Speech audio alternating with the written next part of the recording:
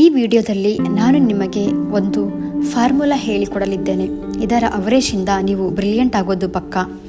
ಇದು scientifically proven ಆಗಿರುವ formula use ಮಾಡಿ ಓದಿದ ವಿದ್ಯಾರ್ಥಿಗಳೆಲ್ಲರೂ ಅವರೇಜಿಂದ ಟಾಪರ್ ಆಗಿ ತಮ್ಮ ಹೆಸರನ್ನು ಟಾಪರ್ ಲಿಸ್ಟಲ್ಲಿ ಸೇರಿಸಿಕೊಂಡಿದ್ದಾರೆ.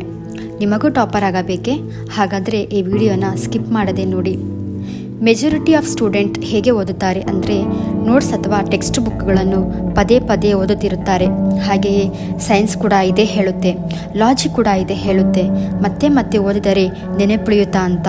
ಯಾವುದೇ ಕಾರಣಕ್ಕೂ ನೆನಪುಳಿಯಲ್ಲ. ಇದು ತಪ್ಪಾದ ವಿಧಾನ. ನೀವು ಯಾವುದೇ ನೋಟ್ಸನ್ನು ಮೊದಲ ಬಾರಿಗೆ ಓದಬೇಕಾದರೆ 70% ಅದನ್ನು ಅರ್ಥ ಮಾಡಿಕೊಳ್ಳುತ್ತೀರಾ. ಬಟ್ ಅದೇ ನೋಟ್ಸನ್ನು ಎರಡನೇ ಬಾರಿ ಓದುವಾಗ ನೀವು ಅಷ್ಟು ಅರ್ಥ ಮಾಡಿಕೊಳ್ಳಲ್ಲ. ಯಾಕೆ ಗೊತ್ತಾ? ನಿಮ್ಮ ಬ್ರೈನ್ ಹೇಳುತ್ತೆ, ಇದು ನನಗೆ ಗೊತ್ತು, ಇದನ್ನು ನಾನು ಓದಿದ್ದೇನೆ ಅಂತ. ಆಟೋಮೆಟಿಕ್ಕಾಗಿ ಕಾನ್ಸಂಟ್ರೇಷನ್ನ ಕಡಿಮೆ ಮಾಡಿಬಿಡುತ್ತೆ. ಇದರಿಂದ ಏನಾಗುತ್ತೆ, ರಿಪೀಟಾಗಿ ಓದೋದ್ರಿಂದ ಅಥವಾ ಮತ್ತೆ ಮತ್ತೆ ಓದೋದ್ರಿಂದ ನೆನಪು ಉಳಿಯಲ್ಲ.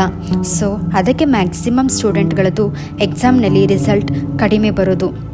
ರಿಪೀಟೆಡ್ ಆಗಿ ಓದ್ತಾ ಇದ್ದಾರೆ, ಬಟ್ ನಮ್ಮ ಮೈಂಡ್ ಅಷ್ಟೊಂದು ಕಾನ್ಸಂಟ್ರೇಟ್ ಕೊಡಲ್ಲ. ಸೊ ನಮಗೆ ಎಕ್ಸಾಮ್ ಟೈಮಲ್ಲಿ ನೆನಪು ಬರಲ್ಲ. ಸೊ ಅರಿಸ್ಟಾಟಲ್ ಒಂದು ಮಾತು ಹೇಳಿದ್ದಾರೆ, ಏನಂದರೆ exercise in repeatedly recalling thing strengthen the memory. ಇಲ್ಲಿ ನೋಟಿಸ್ ಮಾಡಿ, ರಿಪೀಟೆಡ್ಲಿ ರೀಕಾಲಿಂಗ್ ಅಂತ ಹೇಳಿದ್ದಾರೆ. ಅದೇ ರೀತಿ ರಿಪೀಟೆಡ್ಲಿ ರೀಡಿಂಗ್ ಅಂತ ಹೇಳಿಲ್ಲ. ಇದರ ಅರ್ಥ ಯಾವುದೇ ಕೆಲಸ ಅಥವಾ ನೆನಪಿನಲ್ಲಿಟ್ಟುಕೊಳ್ಳಬೇಕೆಂದರೆ ರಿಪೀಟೆಡ್ಲಿ ರೀಕಾಲಿಂಗ್ ಅಂದರೆ ಪುನಃ ಪುನಃ ನೆನಪು ಮಾಡಿಕೊಳ್ಳಬೇಕು. ಇದನ್ನು ರೀಟ್ರಾವೆಲ್ ಎಫೆಕ್ಟ್ ಅಂತ ಕರಿತೀವಿ. ರೀಟ್ರಾವೆಲ್ ಎಫೆಕ್ಟ್ ಅಂದರೆ ಏನನ್ನಾದರೂ ಓದುತ್ತಿದ್ದೀರಾ ಅಂದರೆ ಅದು ನಿಮ್ಮ ಬ್ರೈನ್ಗೆ ಹೋಗುತ್ತೆ, ಮತ್ತೆ ವಾಪಸ್ ಬರುತ್ತೆ. ಮತ್ತೇನಾದರೂ ಓದುತ್ತಿದ್ದೀರಾ, ಮತ್ತೆ ಬ್ರೈನ್ಗೆ ಹೋಗುತ್ತೆ, ಮತ್ತೆ ವಾಪಸ್ ಬರುತ್ತೆ. ಹೀಗೆ ಪ್ರತಿಯೊಂದು ಸಾರಿ ಕೂಡ ಮೆದುಳಿನಲ್ಲಿ ಆಗುವ ಕ್ರಿಯೆಯನ್ನು ರೀಟ್ರಾವೆಲ್ ಎಫೆಕ್ಟ್ ಅಂತ ಕರಿತೀವಿ. ಇದನ್ನು ಕೂಡ ನೀವು ಮಾಡಬಹುದು. ನೀವೇನಾದರೂ ಇದನ್ನು ಮಾಡಿದರೆ ತುಂಬ ಬೆನಿಫಿಟ್ ಇದೆ. ಓದಬೇಕಾದರೆ ಏನು ಮಾಡಬೇಕು ಗೊತ್ತಾ? ಕ್ವಿಜ್ ಬೇಸ್ಡ್ ಸ್ಟಡಿ ಇದನ್ನು ಮಾಡಬೇಕು. ಇದು ಹೇಗೆ ಮಾಡಬೇಕು ಅಂದರೆ, ನೀವು ಯಾವುದೇ ಒಂದು ವಿಷಯವನ್ನು ಓದಬೇಕು ಅಂದರೆ, ಯಾವುದೇ ಸಬ್ಜೆಕ್ಟ್ ಆಗಿರಲಿ, ಯಾವುದೇ ಟಾಪಿಕ್ ಆಗಿರಲಿ, ಅದನ್ನು ಓದುತ್ತೀರಾ ಅಲ್ವಾ, ಮೊದಲು ಆ ಪ್ಯಾರಾಗ್ರಾಫನ್ನು ನೀಟಾಗಿ ಓದಿ. ಎರಡನೇ ಬಾರಿಗೆ ನಿಧಾನವಾಗಿ ಸ್ವಲ್ಪನೇ ಬಿಡಿಸಿ ಓದಿ. ಮೂರನೇ ಬಾರಿಗೆ ಆ ಪ್ಯಾರಾಗ್ರಾಫಿಂದ ಕೆಲವು ಕ್ವಶನ್ಸ್ಗಳನ್ನು ಒಂದು ಬುಕ್ಕಿನಲ್ಲಿ ಬರೆದಿಟ್ಟುಕೊಳ್ಳಿ. ನಾಲ್ಕನೇ ಬಾರಿಗೆ ನೀವು ತಯಾರಿಸಿರುವ ಪ್ರಶ್ನೆಯನ್ನು ಮತ್ತೊಂದು ಸಲ ನೀಟಾಗಿ ಓದಿ. ಓಕೆನಾ? ಎಲ್ಲದನ್ನು ರೆಡಿ ಮಾಡಿಕೊಂಡಿದ್ದೀರಾ. ಫೈನಲ್ ಆಗಿ ಏನು ಮಾಡಬೇಕು ಅಂದರೆ, ಆ ಪ್ಯಾರಾಗ್ರಾಫ್ ಇದೆಯಲ್ಲ, ಅದನ್ನು ಇನ್ನೊಂದು ಸಾರಿ ನೀಟಾಗಿ ಓದಿ.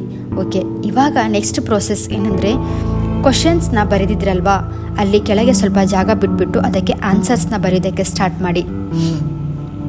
ನೀವು ಸ್ವಂತವಾಗಿ ತಯಾರಿಸಿದ ಕ್ವಶನ್ಸ್ಗೆ ಎಷ್ಟರ ಮಟ್ಟಿಗೆ ಆನ್ಸರ್ ಮಾಡ್ತೀರಾ? ಮ್ಯಾಕ್ಸಿಮಮ್ ಅಂದರೂ 70% ಕ್ವಶನ್ಸ್ಗೆ ಆನ್ಸರ್ ಮಾಡ್ತೀರಾ. ಕೆಲವು ಇಂಟೆಲಿಜೆಂಟ್ಗಳಿರ್ತಾರೆ, ಅವರೊಂದು 80% ಕೂಡ ಮಾಡಬಹುದು.